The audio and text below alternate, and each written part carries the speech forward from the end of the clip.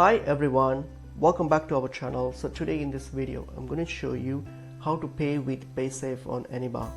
So let's get into the video. So open up Eneba and you can log into your account if you have an account, and then what you're going to do, you're going to simply make a purchase. So just add an item, whatever you want to purchase, add it to your cart, and then when you get to your cart here, so what you're going to do once you have added stuff in your cart, so when you get to this payment page here, so click on proceed to checkout, and then you'll get to this payment option here.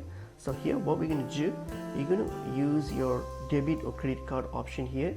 So if you're going to use Paysafe, then you'll be able to do that by using your Paysafe card, especially when you have the MasterCard, the Paysafe MasterCard. So simply click on this option here, and then all you have to do is simply provide the details of your Paysafe MasterCard, and then just provide those details and then hit on continue and complete the transaction. So in that way you'll be able to use your Paysafe on Eneba. So I hope this information was helpful. I'll see you in another video. Thank you.